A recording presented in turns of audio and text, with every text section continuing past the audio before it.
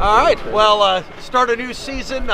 Opening night starter. What does that mean to you? It's just great to have the opportunity to play for the Dragons and everything. And I was fortunate enough to have a good enough season last year where they gave me the opening day start. So I'm pretty excited to head down to Bowling Green tonight and get the season rolling tomorrow. Does it add a little more pressure? Do you feel a little bit more? Is there anything to it, or is it once that game starts, it's just the game?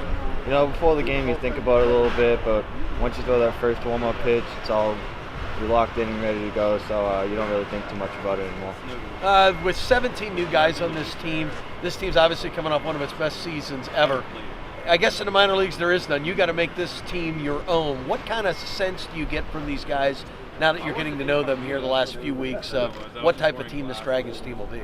Well, it's very similar to the team last year in Billings where we have a ton of talent, and definitely there's a big possibility where we can go pretty far in this thing, and I hope we can carry over better than what we did last year. It was kind of a disappointing end, but I think this Dragons team this year is definitely looking pretty good. You're in New England here, right? Yes. So throwing in cold weather is no big deal. No, this is nothing. Feels like home. Playing with Billings last year, you played with all these. You said you played with all these guys. Is it going to be easier playing here with people that you know?